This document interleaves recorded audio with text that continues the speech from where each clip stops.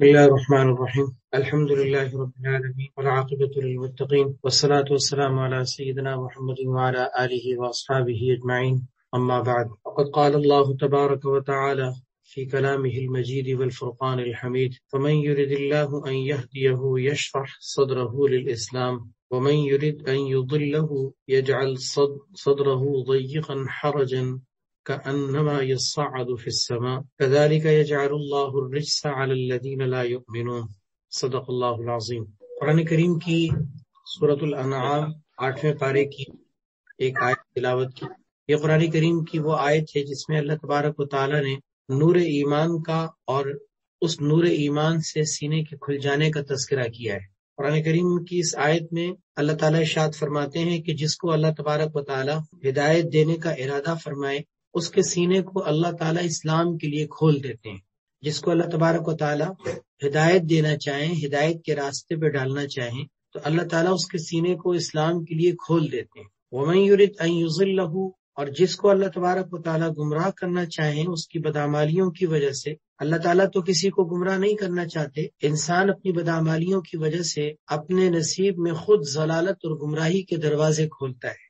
تو جس کے برے اعمال کی وجہ سے اس کا یہ فیصلہ ہو گیا ہو کہ اس کے لیے ہدایت کے بجائے گمراہی کے دروازے کھول دیے گئے ہوں، تو اللہ تعالیٰ اس کے سینے کو تنگ کر دیتے ہیں اور وہ اس قدر گھٹن محسوس کرتا ہے، اس قدر تنگی محسوس کرتا ہے کہ کأنما یصعد فی السماء، جیسے کہ یوں سمجھو کہ کوئی شخص تکلف اور مشقت کے ساتھ آسمان پر چڑھنے کی کوشش میں لگا ہے.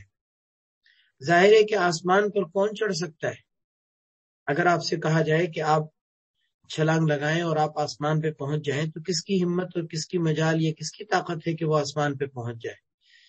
ظاہر ہے کہ آپ کی یہ کوشش رائے گا اور بیکار ہوگی. تو جیسے کوئی شخص آسمان پر چڑھ رہا ہو، اس انداز سے اللہ تعالیٰ نے قرآن کریم میں اس کو تشبیہ دی ہے کہ اس کا دل ایسا تنگ اور ایسا گھٹن کے ساتھ اس کا دل بن جاتا ہے کہ جیسے کہ وہ آسمان پر چڑھ رہا ہے. كذلك يجعل الله الرجس على الذين لا يؤمنون، ایمان نہ لانے والوں کے اوپر اللہ رب العزت کفر کی گندگی کو ایسے ہی مسلط کر دیتا. قرآن کریم کی سورۃ الانعام کی یہ آیت نمبر 125 ہے. اس میں اللہ تعالیٰ نے شرح صدر یعنی سینے کے کھلنے کا تذکرہ کیا. سینے کا کھلنا کیا ہے؟ سینے کا کھلنا یہ ہے کہ نور ایمانی جب کسی سینے کے اندر آ جائے، نور ایمانی جب کسی سینے کے اندر داخل ہو جائے تو وہ سینہ اللہ کے حکم سے اسلام کے لیے، اسلام کے اعمال کے لیے، آخرت کی تیاری کے لیے کھل جائے. اس کو شرح صدر کہتے ہیں. شرح کے معنی آتے ہیں کھولنے کے، اور صدر صاد کے ساتھ سینے کو کہتے ہیں. صدر سینے کو کہتے ہیں. تو شرح صدر کا حاصل یہ ہوا سینے کا کھل جانا. یہ سینے کا کھلنا ایک ایسی نعمت ہے اللہ رب العزت کی، جس نعمت کو جب بندہ حاصل کرتا ہے تو وہ آخرت کے راستے کا مسافر بن جاتا ہے. ورنہ جب تک سینہ نہ کھلے انسان کفر و شرک کے اندھیروں میں بھٹکتا رہتا ہے، فسق و فجور کی گندگیوں میں ٹامکٹوئیاں کرتا رہتا ہے، اور دنیا کی رنگینیوں کے آگے اس کی آنکھیں چکا چوند ہو رہی ہوتی ہیں جب تک سینہ کھلتا نہیں. یہی وجہ ہے کہ کافر کا سینہ کھلا ہوا نہیں ہوتا، اسے ایمان کی سمجھ نہیں ہوتی. وہ کائنات کے ذروں پہ تحقیق کر رہا ہوتا ہے، وہ کائنات کے اندر پائی جانے والی غذاؤں پر تحقیق کر رہا ہوتا ہے، آسمان پر پہنچ رہا ہوتا ہے، سورج اور چاند کی تحقیقات میں لگا ہوا ہوتا ہے، لیکن اس کو یہ پتہ نہیں ہوتا کہ اس سورج کا پیدا کرنے والا کون. ستاروں پر کمند ڈالنے والوں کو ستاروں کے پیدا کرنے والوں تک رسائی نہیں ہوتی. ایٹم پر تحقیق کرنے والے، میڈیکل سائنس کے اندر کتنی تحقیقات ہو رہی ہیں، انسانی جسم، انسان کی باڈی پر کتنی تحقیقات ہو رہی ہیں، کائنات کے اندر پائی جانے والی مختلف غذاؤں اور خوراک کی چیزوں پر کتنی تحقیقات ہو رہی ہیں، لیکن جب انسان کا دل کفر کے اندر ڈوبا ہوا ہو تو وہ یہ بھول جاتا ہے کہ اس کائنات کو بھی کسی نے پیدا کیا ہے، ان ستاروں کو بھی کسی نے پیدا کیا ہے، سورج اور چاند کو بھی کسی نے پیدا کیا ہے. یہ دل کا بند ہونا ہے، یہ دل کا تنگ ہونا ہے. دل کا کھلنا کیا ہے؟ دل کا کھلنا یہ ہے کہ اندر کی کیفیت بدل جائے. اللہ تعالیٰ نے قرآن کریم میں اپنے پیارے نبی صلی اللہ علیہ وسلم کے اوپر اس نعمت کا اظہار کیا. سورہ الم نشرح ہم پڑھتے ہیں. سورہ الم نشرح میں کیا کہا اللہ تعالیٰ نے؟ اے نبی کیا ہم نے آپ کے لیے آپ کے سینے کو کھولا نہیں؟ الم نشرح لک صدرک، کیا ہم نے آپ کے لیے آپ کے سینے کو کھولا نہیں ہے؟ کیا مطلب کہ ہم نے آپ کے لیے آپ کے سینے کو کھول دیا، آپ کو شرح صدر عطا کر دی۔ سورہ طٰہٰ 16 نمبر پارہ، اللہ تبارک و تعالیٰ نے حضرت موسیٰ علیہ السلام کی دعا کا ذکر کیا ہے کہ جب ان کو فرعون کے مقابلے میں بھیجا جا رہا تھا اور انہوں نے اس موقع پر یہ کہا تھا یضیق صدری ولا ینطلق لسانی، اے اللہ میرا سینہ تنگ ہو رہا ہے، میری زبان بولنے سے عاجز ہے، آپ میری مدد فرمائیے۔ اور اس موقع پر اللہ تعالیٰ نے ان کو ایک دعا کی تلقین کی اور وہ دعا کے ذریعے سے انہوں نے اللہ رب العزت سے اسی نعمت کا سوال کیا۔ دعا کیا تھی؟ رب اشرح لی صدری ویسر لی امری، رب اشرح لی صدری ویسر لی امری، اے میرے پروردگار میرے سینے کو کھول دے اور میرے معاملے کو آسان کر، اے میرے پروردگار میرے سینے کو کھول دے اور میرے معاملے کو آسان کر۔ اللہ تعالیٰ سے بھی انہوں نے اپنے سینے کے کھولنے کی دعا مانگی۔ تو یہ سینے کا کھولنا اللہ رب العزت کی طرف سے ایک بہت بڑی نعمت ہے، اور اس نعمت کا اللہ رب العزت سے سوال کرنا چاہیے، مانگنا چاہیے، اللہ رب العزت سے دعا کرنی چاہیے کہ اللہ میرے سینے کو کھول دے۔ چنانچہ اس کا طریقہ یہ ہے کہ آپ اپنی زبان میں بھی اپنے الفاظ میں بھی اللہ سے مانگ سکتے ہیں کہ اللہ میرے سینے کو کھول دے۔ خاص طور پر وہ لوگ جو علم حاصل کر رہے ہیں، جیسے بچے پڑھتے ہیں، چاہے وہ دینی علوم حاصل کر رہے ہوں، دنیاوی علوم حاصل کر رہے ہوں، کوئی بھی چیز پڑھ رہے ہوں، اللہ رب العزت سے ایک دفعہ کم سے کم یہ کہہ دینا چاہیے پڑھنے سے پہلے رب اشرح لی صدری ویسر لی امری۔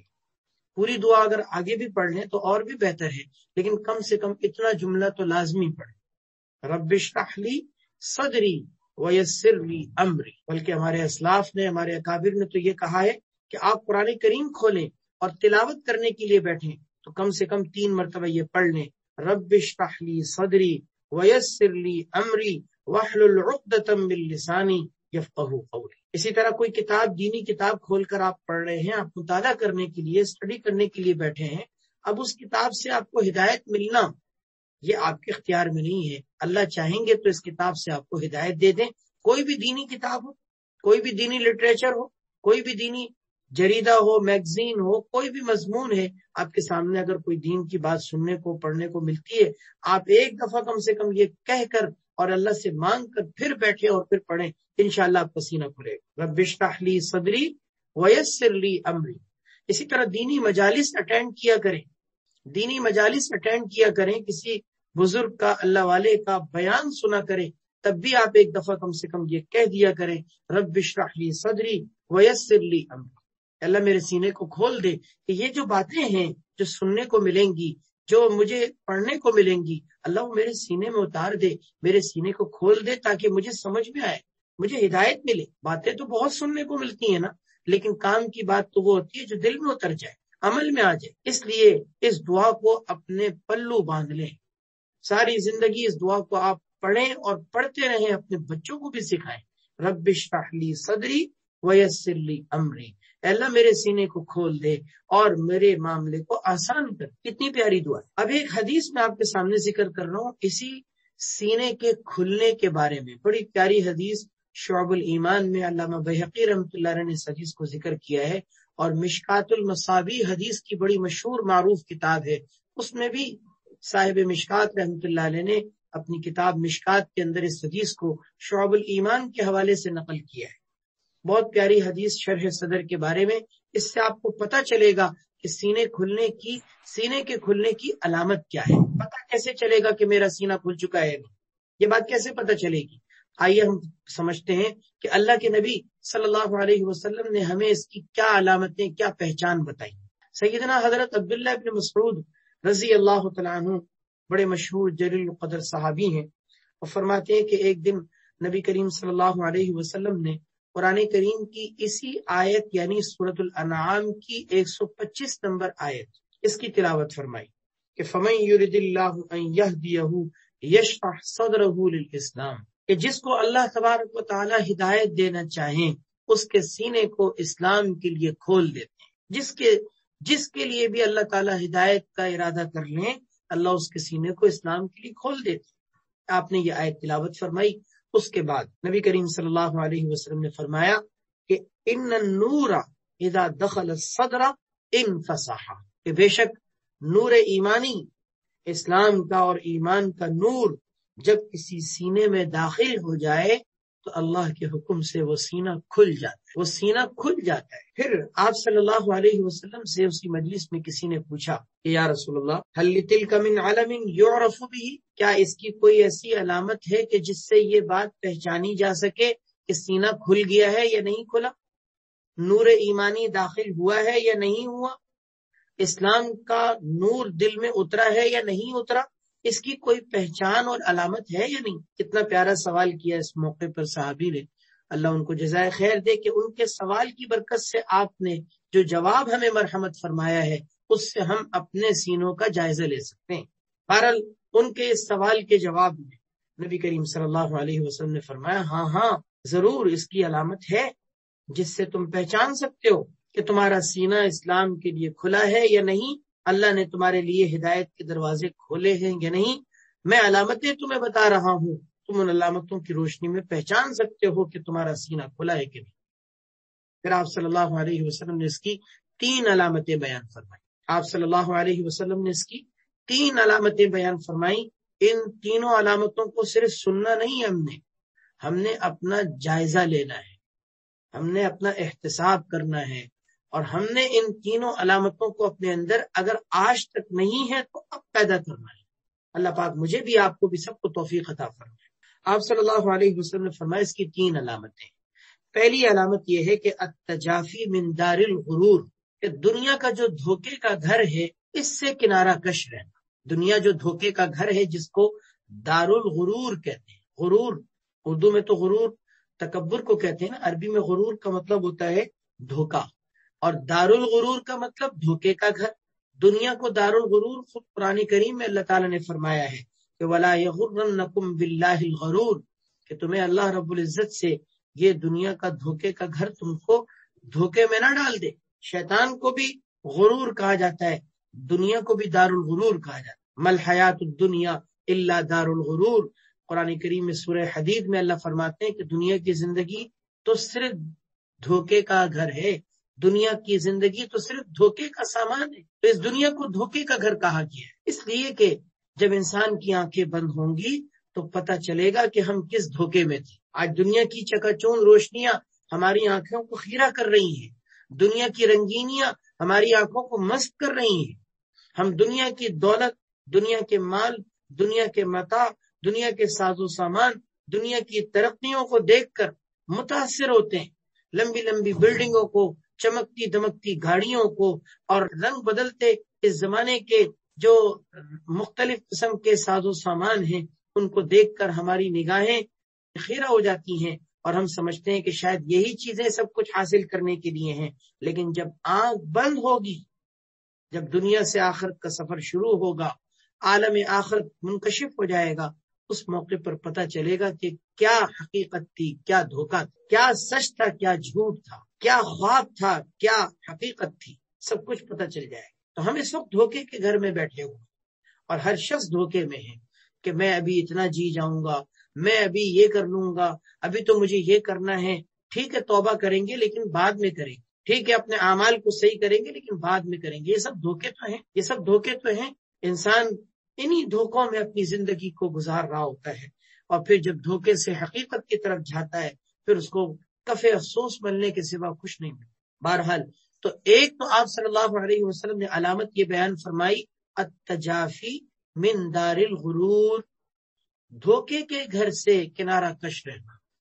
اس کا یہ مطلب نہیں کہ آپ دنیا کے اندر نہ رہیں، آپ دنیا کی چیزوں سے کنارہ کش ہو جائیں، نہیں، آپ دنیا کی جو نعمتیں اللہ نے آپ کو عطا کی ہیں آپ سب استعمال کریں، کھانے کی ہوں، پینے کی ہوں، پہننے کی ہوں، رہنے کی ہوں، سواری کی ہوں، گھر مکان کی ہوں، جو نعمتیں اللہ نے آپ کو میسر کی ہیں، جو نعمتیں اللہ نے آپ کو عطا کی ہیں، آپ اس کو استعمال کریں، لیکن حلال طریقے سے استعمال کریں، اور اللہ رب العزت کو جو نعمت دینے والا ہے اس کو فراموش نہ کریں۔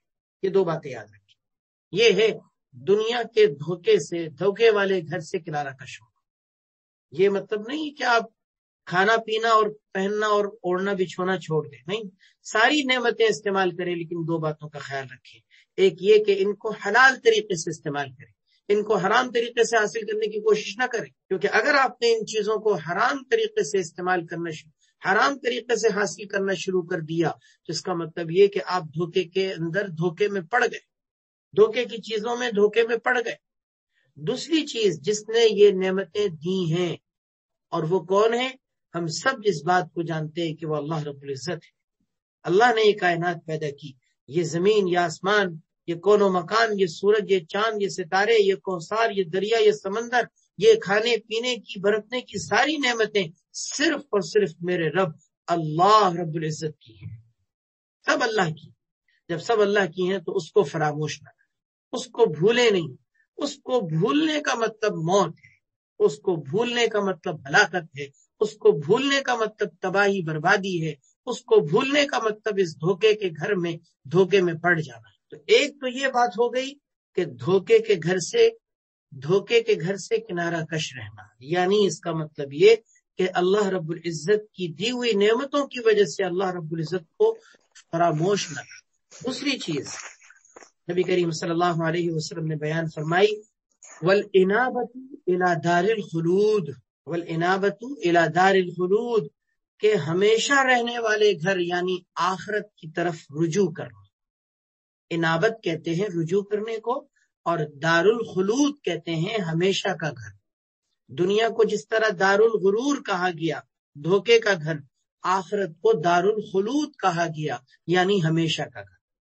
اور ظاہر ہے کہ آخرت ہمیشہ کا گھر، یہ دنیا تو پلک جھپکنے کے بقدر زندگی ہے، پتہ نہیں ہے کہ کب انسان کی زندگی ختم ہو جائے۔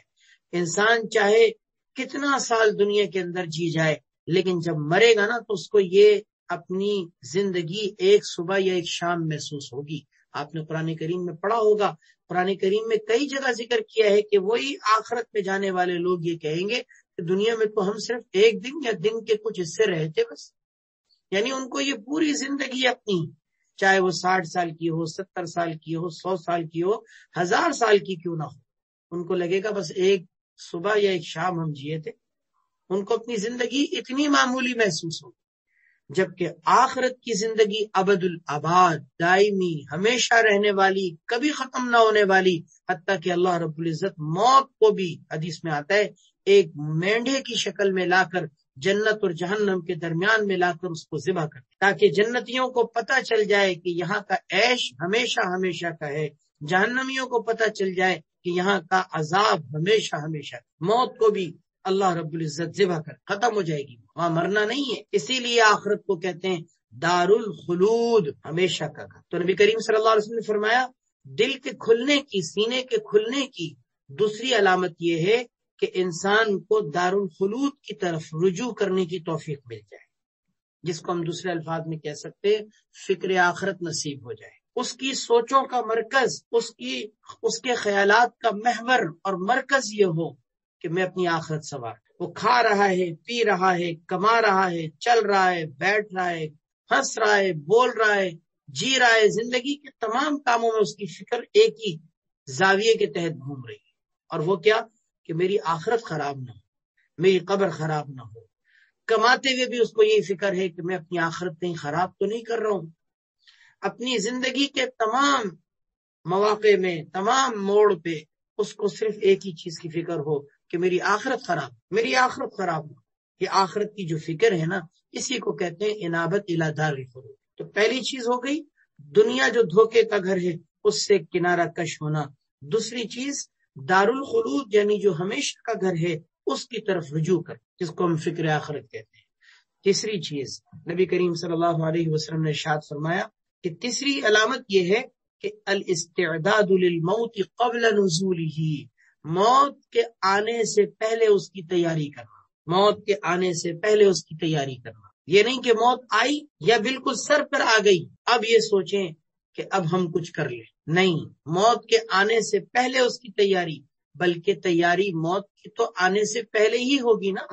جان نکلنے کے بعد کون سی تیاری ہو سکتی ہے؟ آج دنیا میں ایک بہت بڑا دھوکہ چل رہا ہے، شیطان نے انسانیت کو، بنی نوع انسان اور بشر کو جس دھوکے میں ڈالا ہوا ہے وہ یہ کہ ابھی سب کچھ کرتے رہو، توبہ بعد میں کریں، توبہ بعد میں کریں۔ انسان یہ سوچ کر زندگی گزار رہا ہے کہ چلو آج جس طرح سے بھی چل رہے ہیں کل جا کر توبہ کریں گے، کل جا کے توبہ کریں گے، جب بوڑھے ہو جائیں گے، جب عمر کے کسی ایسے حصے میں پہنچیں گے تو اس حصے میں پہنچ کر پھر جا کر توبہ کریں گے، اللہ رب العزت کو منائیں گے اور اس وقت آخرت کی کچھ فکر کریں گے۔ یعنی اس وقت انسان اپنی دنیا کی مستیوں میں، رنگینیوں میں لگا ہوا اور یہ سوچ رہا ہے کہ کل کریں۔